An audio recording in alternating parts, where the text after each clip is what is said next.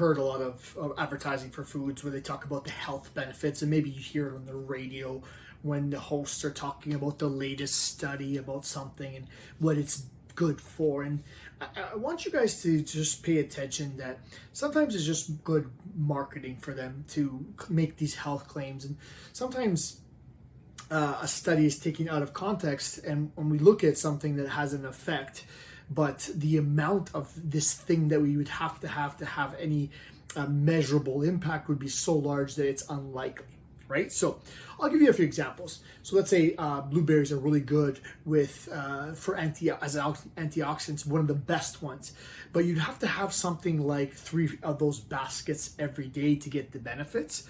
So this is why sometimes people would push for supplements which have higher doses, more concentrated doses of all these ingredients that have been shown to have positive impact. But this is more of an aside, because I'm not really talking about supplements. I'm talking about when they claim foods have benefits or have ingredients that are good for you that maybe are more of a marketing thing and they're trying to get you to buy it.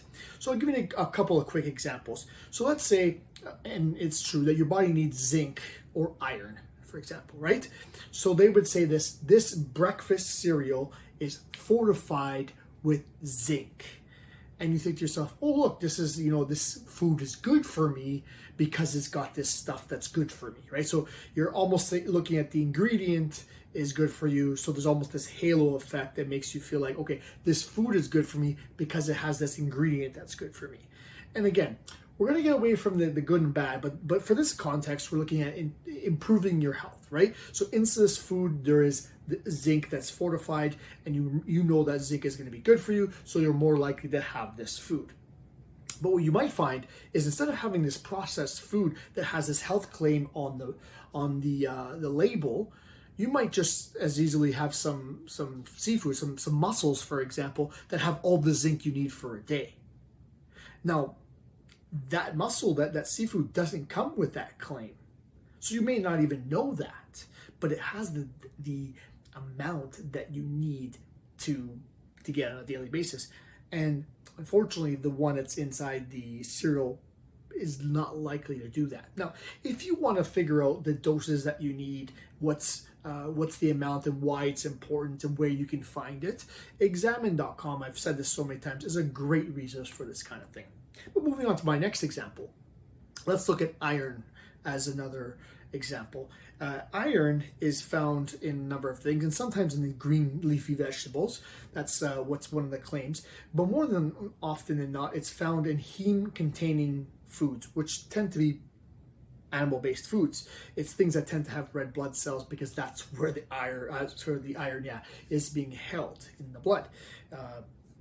So you would get as much as you need, if not more, from animal sources than you would from plant sources.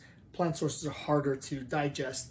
Again, this is an aside as well, because then you might buy a food or see a food that's fortified with iron. You think, this food, this packaged processed food is good for me because it has this claim. So all I'm saying is be careful of the claims that are on these packages, of these things that are good for you in terms of your health. Studies have backed it, this and that, because more often than not, it's a marketing thing. And truthfully, the least processed foods don't come with marketing departments. So it's hard for you to know that you would get much more iron or zinc from an unprocessed, naturally occurring food as opposed to some of these more processed food.